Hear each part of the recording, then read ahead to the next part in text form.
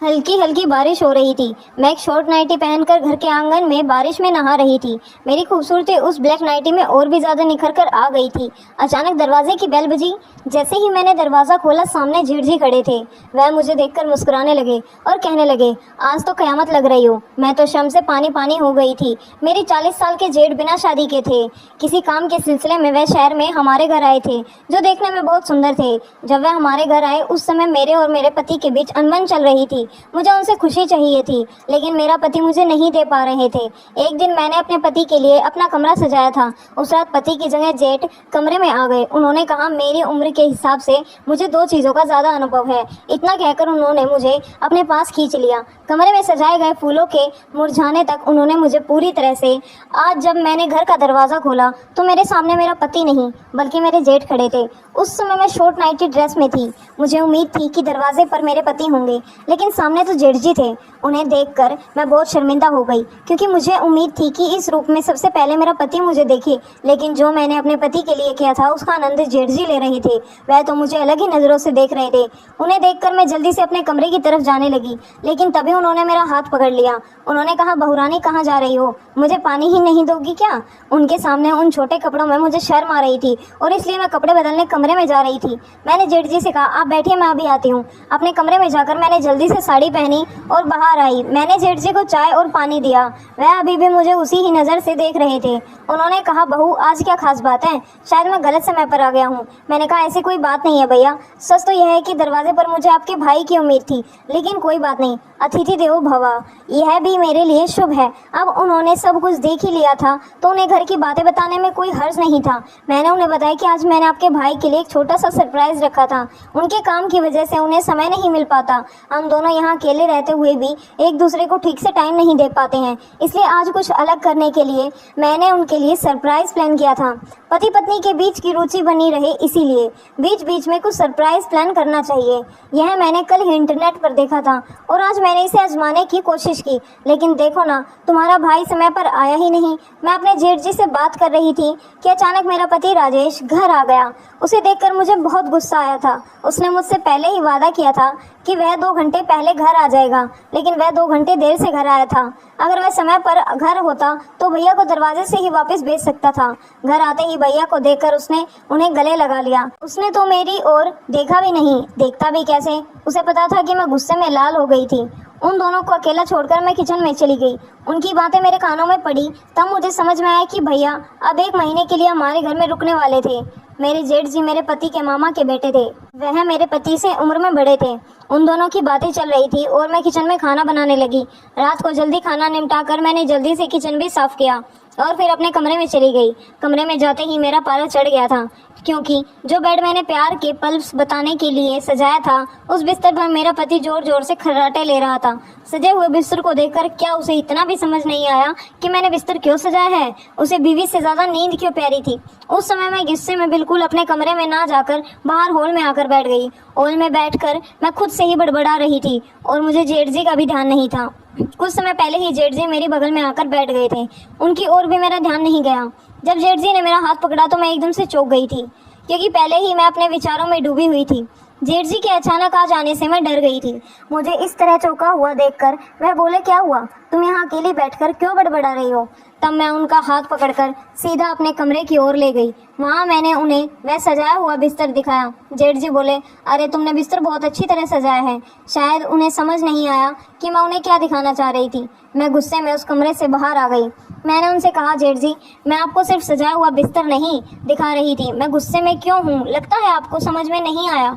तब जेठ जी बोले, तुम्हारे चेहरे से मुझे सब कुछ समझ में आ गया है। यकीनन तो वो बिस्तर तुम्हें नए राजेश के साथ प्यार भरे पल बिताने के लिए सजाया था, लेकिन राजेश अब वहाँ जोर जोर से खर्राटे मार रहा है।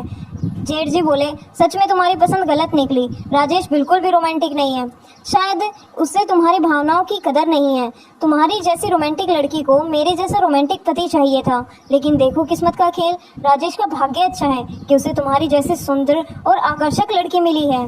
जेठ जी ने मेरी सुंदरता की तारीफ की। यह सुनकर मैं पल भर के लिए अपना सारा गुस्सा भूल गई। मेरे चेहरे पर मुस्कान आ गई। कई महीनों से मैंने राजेश के मुंह से अपनी सुंदरता के बारे में एक भी शब्द नहीं सुना था। पता नहीं उसे क्या हो गया था। आदमी को काम में व्यस्त रहना चाहिए, लेकिन काम के अलावा भी घर में पत्नी होती है। उसे यह ध्यान रखना चाहिए कि उसका खुद का परिवार भी है। बात करते करते मैंने जेठ जी के साथ बहुत सारी बातें कर ली थी। तब जेठ जी ने मेरे कंधे पर हाथ रखा। उन्होंने कहा, तुम चिंता मत करो, अब मैं हूं ना, तुम जो भी चाहती हो वह मुझसे शेयर कर सकती हो। मैं तुम्हारे लिए समय निकाल लूंगा। मैं राजेश को भी समझा दूंगा। जेठ जी से बात करके मुझे बहुत अच्छा लगा। मेरा मन हल्का हो गया तो मैं अपने कमरे में चली गई। अब मैं राजेश की ओर पीठ करके सो गई थी। अगले दिन रोज की तरह राजेश टिफिन लेकर अपने काम पर निकल गया था। जेठ जी अभी भी घर पर ही थे। उन्होंने कहा कि उन्हें दोपहर पर बजे ऑफिस में जाना है। जेठ जी 40 साल के थे, लेकिन यह मानना पड़ेगा कि वह बहुत हैंडसम थे। उन्होंने अपने शरीर को भी एकदम से फिट कर रखा था। उस दिन जेठ जी नहाकर बाहर आए। वह केवल तौलिया लपेटे हुए हॉल में आए थे। उन्हें देखकर मैं शर्मा गई। जेठ जी 40 साल के होने के बावजूद भी उन्होंने खुद को अच्छी तरह से मेंटेन किया हुआ था। वह मेरे सामने बिना शर्ट के खड़े थे। वह सिर्फ तौलिया लपेटकर सीधे किचन में आ गए थे। उन्हें ऐसा देखकर मैंने अपनी आंखें बंद कर ली। मुझे शर्माता हुआ देखकर वह वहां से चले गए। कुछ देर बाद वह पूरे कपड़े पहनकर आए। कल जब वह घर आए थे तो थोड़ी ही देर में मुझे उनसे बैरियत हो गई थी, लेकिन अब वह मेरे साथ घर में थे तो मुझे घर भरा हुआ लग रहा था। ऐसा लग रहा था कि कोई अपना मेरे आसपास है। उस दिन जेठ जी ने ऑफिस जाने से पहले मुझे एक आइडिया दिया। उन्होंने मुझे कैंडल लाइट डिनर का आइडिया बताया। वह बोले, भाभी कल मैंने जल्दी आकर तुम्हारा प्लान खराब कर दिया था। आज रात मैं थोड़ी देर से घर आऊंगा। अगर जरूरी हुआ तो मैं बाहर ही खाना खा लूंगा। तुम अपने पति के साथ समय बिताना सकती हो। मैं तुम दोनों को डिस्टर्ब नहीं करूंगा। जेठ जी ने मुझे कैंडल लाइट डिनर का आइडिया समझाया था। मुझे डिनर को रोमांटिक बनाने का तरीका अच्छी तरह से पता था। उसी वक्त मैंने राजेश को फोन किया। शायद वह काम में व्यस्त था क्योंकि उसने मेरा फोन नहीं उठाया। मैंने उसे एक टेक्स्ट मैसेज किया। मैसेज देखकर मुझे लगा कि वह जल्दी घर आ जाएगा, इसलिए मैंने शाम को अच्छी तैयारी की थी। शाम को हो गई, लेकिन राजेश ने पूरे दिन में मेरा कोई कॉल नहीं उठाया। उसने मेरे मैसेज का जवाब सिर्फ ओके दिया था। इससे मुझे समझ में आ गया था कि आज वह जल्दी घर आ जाएंगे। वह जल्दी घर आया, यह देखकर मैं खुश हो गई कि वह मेरे लिए जल्दी आए हैं। लेकिन आते ही राजेश मुझे थोड़ा थका हुआ लग रहा था। मैंने उसके साथ डिनर किया, लेकिन बाकी चीज़ों के लिए मैं उसे फोर्स नहीं कर सकी क्योंकि वह पहले ही मुझे थका हुआ लग रहा था और वैसे भी वह मेरा ही पति है। उनसे ज़बरदस्ती करना या किसी भी चीज़ की जल्दबाजी करने की कोई ज़रूरत नहीं थी। आज का दिन राजेश के साथ समय बिताने का आखिरी दिन नहीं था, इसलिए उसे थका हुआ देखकर मैंने उसे कुछ नहीं कहा। मैंने उसे शांतिपूर्वक कमरे में सोने दिया। उसके सो जाने के बाद मैं किचन साफ कर रही थी। मुझे इतनी जल्दी नींद नहीं आ रही थी। किचन का काम निपटाने के बाद मैं हॉल में बैठकर टीवी देख रही थी। रात के 11 बजने वाले थे। जेठ जी अभी घर नहीं आए थे। मैंने उन्हें फ़ोन करने का सोचा, तभी घर का दरवाज़ा खुला और वह अंदर आ गए। मैंने उन्हें खाने के लिए पूछा, लेकिन उन्होंने कहा कि वे खाना खाकर आए हैं। 2 मिनट मुझसे बात करके वह अपने कमरे में चले गए। उसके बाद मैं भी अपने कमरे में जाकर सो गई। ऐसे ही दिन बीतने लगे। जेठ जी का ऑफिस का समय दोपहर 12 बजे से शाम 7 बजे तक का था। वह सुबह से काम में मेरी मदद करते थे। जिस तरह से मेरी मदद करते थे वैसे ही मदद मेरे पति ने कभी नहीं की थी। जेठ जी के साथ जो भी लड़की शादी करेगी वह बहुत किस्मत वाली होगी। ऐसा कहने में कोई हर्ज नहीं था क्योंकि वह हर चीज़ में बिल्कुल परफेक्ट थे। उस दिन रात को मैं हमारे कमरे में राजेश के कपड़े देख रही थी। उसके कुछ शर्ट मैं धोने के लिए निकाल रही थी। तब मुझे उसकी पैंट की जेब से दिल्ली का टिकट मिला।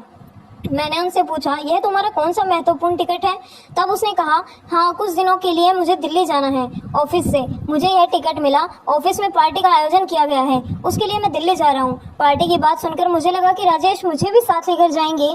मैंने उनसे कहा, अच्छा पार्टी है तो फिर हमें कब निकलना है? तब उसने कहा, हमें? यह तुम क्या कह रही हो? मैंने कहा, राजेश पार्टी के लिए तुम मुझे भी साथ ले चलो ना। राजेश बोला, पूजा पार्टी ऑफिस के कर्मचारियों के लिए है, वह परिवार का कोई काम नहीं है, इसलिए मैं तुम्हें नहीं ले जा सकता। सपना देखना बंद करो। पार्टी के लिए मैं ऑफिस के दोस्तों के साथ अकेला जा रहा हूँ। यह कहकर राजेश ने पल भर में मेरी खुशियों को कम कर दिया था। अगले दिन राजेश दिल्ली के लिए निकल गया। वह 3 दिनों के लिए दिल्ली गया था।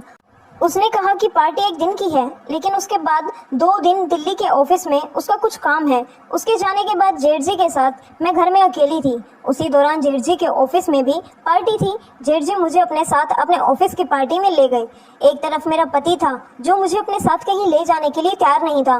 दूसरी तरफ मेरे जेठ जी थे, मेरे सभी इच्छाएं पूरी कर रहे थे। खुद मुझे अपने ऑफिस की पार्टी में ले गए थे। उस पार्टी में वह मुझे इस तरह से अपने साथ घुमा रहे थे जैसे मैं उनकी प्रेमिका हूँ। पार्टी शुरू शुरू होने से पहले वहाँ अवार्ड फंक्शन था। जेठ जी को बेस्ट परफॉर्मेंस का अवार्ड मिला था। अवार्ड स्वीकारते समय भी वह मुझे अपने साथ स्टेज पर ले गए थे। वह मुझे हर छोटी चीज़ में प्राथमिकता दे रहे थे। पार्टी से घर आते समय मैंने उनसे पूछा, जेठ जी आप मुझे अपने साथ क्यों ले गए थे? वो तो आपकी ऑफिशियल पार्टी थी ना। तब जेठ जी ने कहा, अरे भाभी ऐसा कुछ नहीं है, तुम ना बहुत बोली हो। वो पार्टी सिर्फ कर्मचारियों के लिए नहीं होती, असल में हमें अपने परिवार को भी साथ ले जाना चाहिए। यह पार्टी में आने से पहले बताया जाता है कि परिवार के सदस्यों के लिए भी तो पार्टी होती है। जेठ जी ने मेरे सवाल का जवाब बहुत अच्छे से समझा दिया था। उस रात घर जाकर जब मैं अपने कमरे में कपड़े बदल रही थी तो मेरे ड्रेस का पीछे का हुक नहीं खुल रहा था। राजेश भी घर पर नहीं था। मुझे समझ नहीं आ रहा था कि किससे मदद लूं। मैं खुद की कोशिश करने लगी। तब अचानक जेठ जी मेरे कमरे में आ गई। मुझे इस तरह परेशान देखकर वह मेरे पास आए। वह बोले, भाभी मैं अपना प्रॉब्लम लेकर यहाँ आया था, लेकिन तुम ही यहाँ मुश्किल में लग रही हो। मैंने उनसे मदद नहीं मांगी थी, फिर भी उन्होंने आगे आकर मुझे हाथों से मेरे ड्रेस का हुक खोल दिया। उसके बाद वे कमरे से बाहर चले गए। थोड़ी देर बाद मैं कपड़े बदलकर बाहर आ गई। मैंने उनसे पूछा, जेठ जी बताइए क्या प्रॉब्लम हुई है? तब वह बोले, भाभी एक तो गर्मी बहुत बढ़ गई है और इसी बीच मेरे कमरे का एसी बंद हो गया है। रात भर मैं एसी के बिना कैसे सोऊंगा? अब सोने का क्या करें या तुम ही बताओ। हमारे घर में सिर्फ 2 ही एसी थे, एक हमारे कमरे में और एक गेस्ट रूम में। जेठ जी गेस्ट रूम में सोते थे। अब उन्हें नींद नहीं आएगी यह सुनकर मुझे उन्हें अपने कमरे में सोने के लिए कहना पड़ा। उस रात जेठ जी मेरे कमरे में मेरे बेड पर सोए थे। राजेश की जगह आज उन्होंने ले ली थी। रात भर मुझे नींद नहीं आई। मुझे बहुत अनकंफर्टेबल महसूस हो रहा था। कुछ ही दिनों से भैया मुझे अपने साथ इतना कंफर्टेबल बना देंगे यह मुझे अंदाजा नहीं था। ऐसे ही अगले दिन जेठ जी की छुट्टी थी। घर का राशन भी खत्म हो गया था। मुझे खरीदने के लिए बाहर जाना था। राजेश बाहर जाने से पहले मुझे पैसे देकर नहीं गया था। जब मैंने खाना बनाने का सोचा तो राशन में एक चीज़ थी तो दूसरी खत्म हो गई थी। मेरे पास भी कुछ पैसे नहीं बचे थे। मैंने राजेश को फ़ोन करना शुरू किया, तभी जेठ जी ने मुझे रोक दिया। उन्होंने कहा, भाभी अब मैं भी इस घर का सदस्य हूँ, इस महीने का राशन मैं भर दूंगा। आज दोपहर का खाना हम बाहर ही करेंगे। मैंने जेठ जी को सहमति दी। फिर तैयार होकर कुछ समय बाद हम बाहर जाने लगे। सबसे पहले जेठ जी मुझे होटल में खाने के लिए लेकर गए। खाना खाकर हम मॉल में खरीदारी करने के लिए गए। मॉल में जो भी चीज़ मुझे पसंद आई जेठ जी ने मुझे दिला दी। राशन के अलावा मैंने अपने लिए बहुत सारी खरीदारी की थी और सारे पैसे जेठ जी ने चुकाए थे। राजेश तो हमेशा मेरे पीछे चिल्लाता था। राशन के अलावा एक भी चीज़ अगर मैंने ज़्यादा ली तो वह तुरंत मेरे पीछे खर्चे का रोना रोने लगता था, लेकिन जेठ जी ने मुझे एक शब्द भी नहीं कहा था। मुझे जो जो चाहिए था उन्होंने वह दिला दिया था। उनके व्यवहार से कभी कभी ऐसा लगता था जैसे वह मेरा दिल जीतने की कोशिश कर रहे हों। उस दिन रात को मैंने मॉल से खरीदा हुआ नाइटी ड्रेस पहना हुआ था। मुझे उस ड्रेस में देखकर जेठ जी मेरी तरफ देखते ही रह गए। उन्होंने कहा, भाभी तुम तो बहुत सुंदर लग रही हो। उस रात भी वह मेरे साथ ही मेरे कमरे में सोए थे। आधी रात को अनजाने में मैंने उनकी तरफ खिसक कर अपने गले लगा लिया। सुबह जब मेरी आँख खुली तो मैं उनके बेहद करीब थी। मैं तुरंत जेठ जी से दूर हो गई। उठकर मैं अपने काम में लग गई। आज भी जेठ जी ने छुट्टी ली थी। सुबह नाश्ता करने के बाद किचन में बर्तन साफ करने लगी, तभी अचानक जेठ जी मेरे पीछे आ गए। मेरे हाथ में साबुन का झाका था। जेठ जी ने अचानक मेरे पेट में चुटकी काटी। उनके स्पर्श से मैं कांप गई थी। तभी मेरा संतुलन बिगड़ गया और मैं जेठ जी के ऊपर गिर गई। किचन में हम दोनों एक दूसरे के बेहद करीब थे। मेरे हाथ का झाग जेठ जी के चेहरे पर लग गया था। यह देखकर मैं हंसने लग गई थी। मुझे हंसता हुआ देखा तो जेठ जी मुझे प्रेम भरी नज़रों से देखने लगे। उनकी नज़रों में भी बहुत प्यार था। वह कुछ बोल नहीं पा रहे थे। यह देखकर मैंने हंसना बंद कर दिया। उनसे दूर होते ही मैंने उनसे पूछा, आपने क्यों चुटकी काटी? तब उन्होंने कहा, भाभी मैंने तुम्हारे पेट पर लाल चींटी देखी थी, उसे ही हटा रहा था। बात करते करते जेठ जी ने मेरा हाथ का झाग अपने चेहरे पर लगा दिया। फिर हमारी मस्ती शुरू हो गई। मस्ती करते करते उन्होंने मुझे पीछे से जोर से गले लगा लिया। धीरे धीरे वह अपनी मर्यादा भूलने लगे। हमारे बीच कुछ गलत होने से पहले हम दोनों एक दूसरे से दूर हो गए। उस दिन पूरा दिन मेरे दिमाग में जेठ जी का ख्याल चलता रहा। वह मेरे बहुत करीब आ गए थे। उनकी आंखों में मुझे अपने लिए प्यार दिख रहा था। वह वैसे भी राजेश मुझे नज़रअंदाज करता था। घर में मौजूद दूसरा आदमी तो कम से कम मेरी देखभाल और परवाह कर रहा था। भाई साहब को क्या चाहिए था मुझे अब समझ आ गया था। पिछले कुछ दिनों से राजेश से जिस सुख की उम्मीद लगाए बैठी थी वो सुख शायद मुझे जेठ जी से मिलने वाला था। जेठ जी राजेश से उम्र में बड़े थे, राजेश से ज़्यादा स्मार्ट और दिखने में भी अच्छे थे। निश्चय ही वह 2 बातें अच्छे से जानते होंगे कि किसी औरत को कैसे खुश रखना होगा।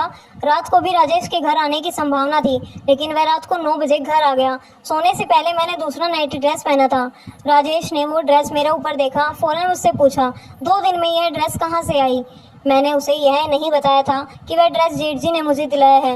मैंने कहा मेरे पास थोड़े पैसे थे, उनसे मैंने यह ड्रेस खरीद लिया। राजेश मुझे शक भरी नज़रों से देखने लगा, लेकिन अब मुझे उसकी नज़रों की ओर उसकी ज़रा भी परवाह नहीं थी, क्योंकि जिस व्यक्ति को अपनी पत्नी की परवाह नहीं है, उस व्यक्ति के बारे में मैं सोचकर क्या कर सकती हूँ। मेरी परवाह जेठ जी को थी, मेरी भावनाओं का सम्मान करते थे। मुझे यह समझ में आ गया था कि वह ही मुझे फूल की तरह संभाल कर रख सकते हैं। अब इस फूल की खुशबू उसकी देखभाल करने वाले मालिक के आसपास दिखनी चाहिए, यह मुझे समझ अच्छी तरह से आ गया था। उस दिन मैं राजेश से थोड़ी दूर थी। अगले दिन राजेश और जेठ जी अपने अपने समय पर ऑफिस के लिए निकल गए। आज भी किचन में काम करते समय पर मेरे दिमाग में जेठ जी का ख्याल आ रहे थे कि जेठ जी के पास जाकर मैं राजेश को धोखा दूंगी, ऐसा मुझे लग रहा था। उस समय मैंने दोनों की परीक्षा लेने का फैसला किया। मैंने जेठ जी और राजेश को एक संदेश भेजा कि मेरी तबीयत बहुत ज़्यादा खराब हो गई है। मैंने घर का दरवाज़ा खुला छोड़ दिया और मैं अपने कमरे में चली गई। संदेश भेजने के 20 मिनट बाद जेठ जी घर आ गए। घर में आते ही वह मेरे कमरे में आए। मेरे पास आकर वह मेरी हालत चेक करने लगे। उनके चेहरे पर मेरे लिए चिंता साफ दिखाई दे रही थी। वो मुझे चेक कर रहे थे। तभी मैं हंस पड़ी। मेरा हंसना देखकर जेठ जी बोले, भाभी तुम भी क्या मजाक कर रही हो? तुम्हारी तबीयत खराब हो गई है। यह संदेश पढ़कर मैं कितना घबरा गया था। तुम्हें क्या हुआ है? मुझे ठीक से बताओ, यह मजाक करने का समय नहीं है। तब मैंने जेठ जी का हाथ पकड़ा और उन्हें अपने पास बिठा लिया। मैंने उनसे कहा, मुझे कुछ भी नहीं हुआ है, मैं बिल्कुल ठीक हूँ। मैं तो एक छोटी सी परीक्षा ले रही थी। मैं तुम्हारे और राजेश के प्यार का अंतर देख रही थी। मेरी इस परीक्षा में आज तुम पास हो गए हो। जेठ जी ने मेरी बात समझ ली थी। धीरे धीरे हम दोनों एक दूसरे के करीब आने लगे। उनकी 40 साल की तपस्या आज समाप्त होने वाली थी। हम दोनों एक दूसरे के इतना करीब थे कि कुछ ही समय में हम अपने प्यार के पलों का आनंद लेने वाले थे। लेकिन तभी राजेश कमरे में आ गया। हमें साथ देखकर उसकी आंखें फटी की फटी रह गई। उसने मेरे पास आकर जेठ जी को मुझसे दूर धकेल दिया। उसने मुझसे कहा, यह सब क्या चल रहा है पूजा? तुम अपने जेठ के साथ यह सब कैसे कर सकती हो? तुम्हें एक बार भी मेरा ख्याल नहीं आया? हाँ, नहीं आया मुझे तुम्हारा ख्याल। जब तुम अपनी रागिनी के साथ होते हो तब क्या तुम्हें एक बार भी अपनी पत्नी का ख्याल आता है? मेरी तबीयत खराब हुई, यह मैसेज देखकर भी तुम घर नहीं आए। यह मुझे पता था, इसलिए मैंने जानबूझकर तुम्हें मेरा और भैया का एक साथ सेल्फी वाला फोटो भेजा। मैंने तुम्हें भेजे हुए मैसेज में भी जानबूझकर लिखा था कि मैं उनके साथ रिश्ता बढ़ा रही हूँ। वैसे भी तुम शक करने में एक्सपर्ट हो, लेकिन शक तभी करना चाहिए जब आपका खुद का चरित्र साफ हो। मेरी नज़र से पीछे तुम जो कर रहे हो वह सही है, तो मेरा और जेठ जी का रिश्ता भी सही है। हम दोनों जो कुछ कर रहे हैं उसमें मुझे कुछ भी गलत नहीं लगता। पूजा, कुछ भी बकवास मत करो। कौन सी रागिनी? राजेश का नाटक शुरू हो गया था। तब मैंने उसे उसकी और उसकी प्रेमिका की तस्वीरें दिखाई। मुझे उसका सारा सच पहले से ही पता चल गया था, लेकिन मैं उसके प्यार के लिए सब्र कर रही थी और उस घर में रुकी हुई थी। मैंने उससे कहा कि राजेश, तुम और कितना झूठ बोलोगे? ऑफिस का काम और मीटिंग बताकर उस लड़की को बाहर शहर ले जाकर तुम उसके साथ समय बिताते हो, उस पर कितने पैसे खर्च करते हो, लेकिन पत्नी ने एक चीज़ मांगी तो उसके लिए पीछे खर्च कर रोने लगते हो। तुम्हारी सच्चाई जानते हुए भी मैं तुम्हारे घर में रुकी हुई थी, तुम्हें खुश करने के लिए। कभी कमरा सजाती तो कभी कैंडल लाइट डिनर, तो कभी कुछ और करती थी। शायद मुझसे कोई गलती होगी। तुम्हें जो प्यार चाहिए वह मैं तुम्हें नहीं दे पा रही थी, ऐसा मुझे लगता था। मैं खुद को दोषी मानती थी। मुझे जेठ जी ने समय पर तुम्हारा सारा सच बता दिया था। अच्छा हुआ, वरना मैं खुद को दोषी मानते हुए डिप्रेशन में चली जाती और अपने साथ कुछ बुरा कर बैठती। उस सारी कठिन परिस्थितियों में जेठ जी ने मुझे संभाला था। और हाँ, तुम जिस शक नज़र से हमें देख रहे थे वह नज़र एक बार हटा लो। जेठ जी और मेरे बीच ऐसा कुछ भी नहीं है। तुम सबक सिखाने के लिए मैं उनके साथ मिलकर यह नाटक कर रही थी। आज जो तुमने देखा वह भी हमारे नाटक का हिस्सा था। अगर तुम मुझे किसी दूसरे आदमी के साथ नहीं देख सकते तो मैं तुम्हें किसी दूसरी लड़की के साथ कैसे देख सकती हूँ? अब राजेश मेरे सामने सिर झुकाए हुए खड़ा था। मैं अपना बैग उठाकर अपने मायके जाने रही थी। अब आगे मैं कुछ नहीं सहन नहीं कर सकती थी। राजेश को उसकी गलती का भी समझ आ गई थी। उसे अपनी गलती का एहसास हो गया था। उसने मुझे मौका जाने से रोक लिया। उसने मुझे माफ़ी मांगी और वादा किया कि आज के बाद वह किसी दूसरी लड़की के पीछे नहीं जाएगा, वह मेरे साथ वफादार रहेगा। जेठ जी ने मेरी मदद की, इसके लिए मैंने उनका धन्यवाद किया। उनका भी विवाह हो चुका था, उनकी 10 साल की बेटी भी थी, लेकिन 1 साल पहले उनकी पत्नी ने उन्हें इस तरह से धोखा दिया था।